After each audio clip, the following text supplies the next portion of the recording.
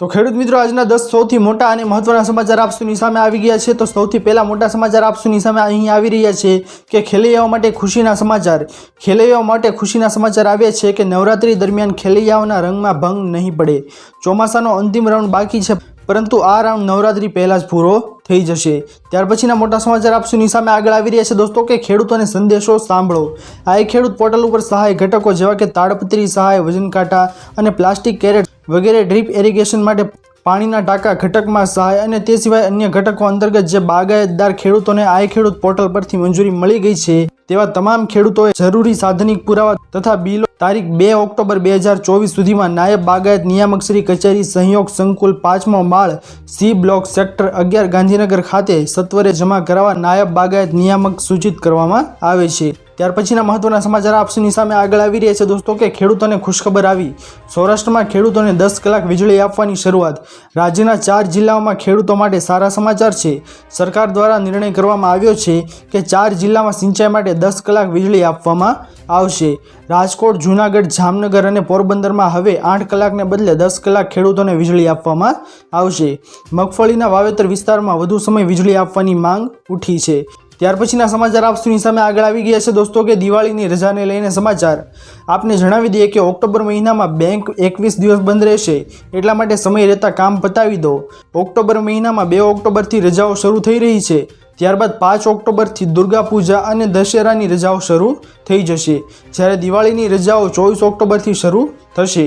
દેશભરની પ્રાઇવેટ અને સરકારી બેંકોમાં ઓક્ટોબર મહિનામાં બીજા અને ચોથા શનિવારે રવિવારની ગણતા કુલ 21 દિવસની રજા રહેશે।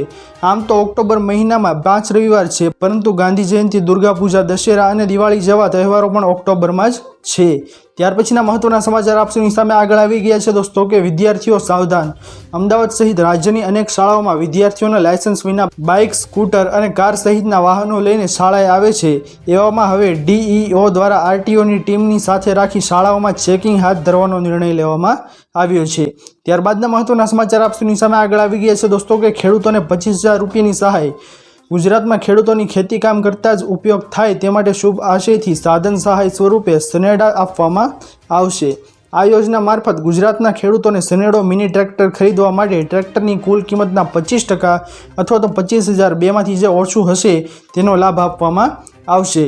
ત્યારબાદના મહત્વના સમાચાર આવી રહ્યા છે દોસ્તો કે આજના મુખ્ય ખેડૂત સમાચાર। હવામાન વિભાગ દ્વારા અડધા ગુજરાતમાંથી ચોમાસાની વિદાય જાહેર કરવામાં આવી છે। લસણના ભાવમાં ઓછી ઘરાકીના કારણે 7,500નો ઘટાડો તેમજ આ વર્ષે 58 લાખ ટન મગફળી આપવાનું ગુજરાત સરકારનો અંદાજ। ત્યારબાદ છે દોસ્તો કે ડુંગળીની બજારમાં 900 રૂપિયાની સપાટીએ। આવનાર દિવસોમાં હજી ભાવ સારા રહેવાના અહેવાલ છે, તેમજ મહુવામાં સ્ટોક ઓછો વધ્યો છે। ત્યારબાદ દોસ્તો જીરુની આવક વધારે, ભાવ યથાવત, જો આવક ઘટશે તો ભાવ વધવાના અહેવાલ। ત્યાર પછીના મહત્વના સમાચાર આપ સુની સામે આગળ આવી રહ્યા છે દોસ્તો કે ડુંગળીના મોટા સમાચાર। તાજેતરમાં સરકારે ડુંગળી પરની નિકાસ ડ્યુટી હટાવી દીધી છે। આ પછી રિટેલ માર્કેટિંગમાં તેની કિંમત વધી રહી છે। દિલ્હી એનસીઆરમાં રિટેલ માર્કેટમાં ડુંગળી 70 થી 80 રૂપિયા પ્રતિ કિલોના ભાવે વેચાઈ રહી છે, પરંતુ હવે વધેલા ભાવને અંકુશમાં લેવા માટે સરકારે જથ્થાબંધ બજારમાં બફર સ્ટોકથી વેચાણ વધારીને ડુંગળીના ભાવને અંકુશમાં લેવાનો પ્રયાસ તેજ કર્યો છે। સરકાર દેશભરમાં સબસિડીવાળી ડુંગળીની છૂટક વેચાણ કરવાની યોજના ધરાવે છે। તો ખેડૂત મિત્રો આ હતા આજના સૌથી મોટા અને મહત્વના સમાચાર। આશા કરું છું કે આપ સૌને આજના મહત્વના સમાચાર પસંદ આવ્યા હશે। જો પસંદ આવ્યા હોય તો વિડીયોને લાઇક કરવાનું ભૂલતા નહીં।